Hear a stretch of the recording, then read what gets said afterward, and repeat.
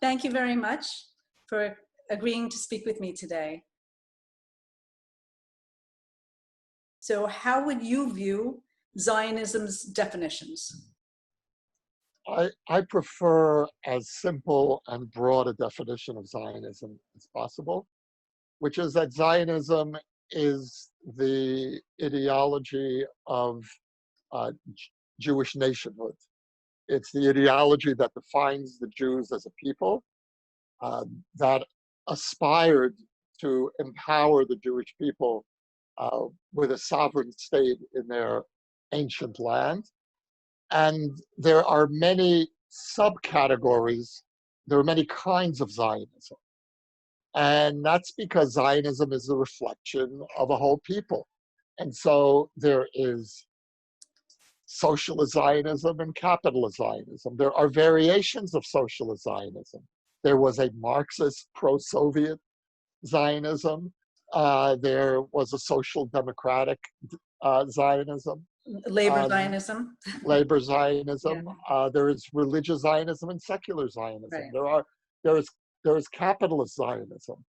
There are so many ways in which to break down this movement, but the umbrella definition of all of these factions, all of these streams, is a shared commitment to re-empowering the Jewish people in their ancient land. When Zionism envisioned the future state that it would be creating, the leading Zionist thinkers understood that there would be non-Jews living in that country. And you see it in the works even of Zev Jabotinsky, who was a maximalist Zionist, quite right-wing. But he was very firm on a future Jewish state that also would be a democratic state.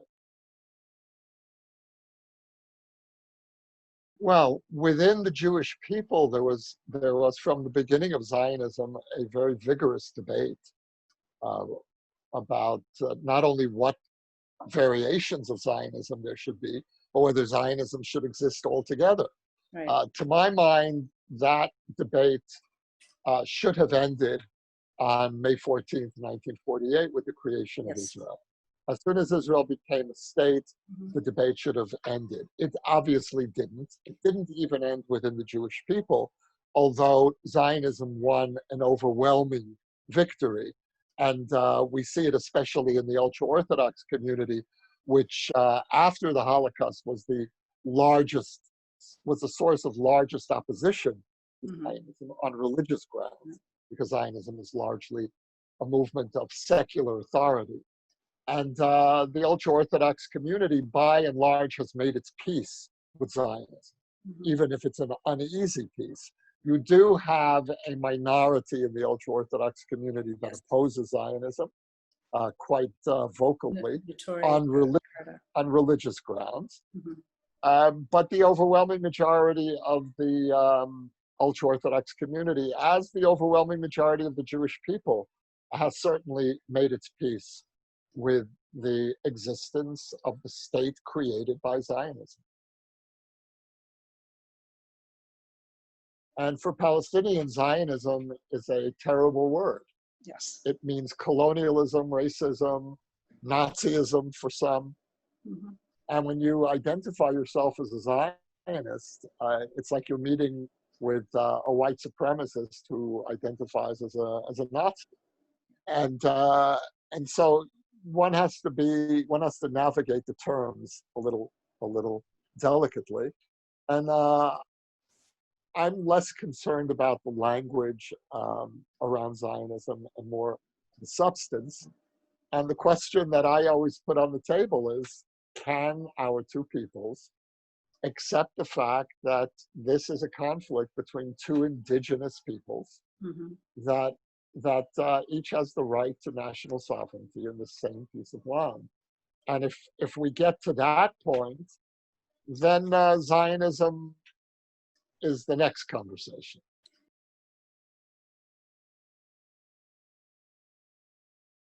I do feel a very strong need, I feel a moral responsibility to defend the good name of Zionism, partly out of a sense of gratitude, because I think that Zionism saved the Jewish people. And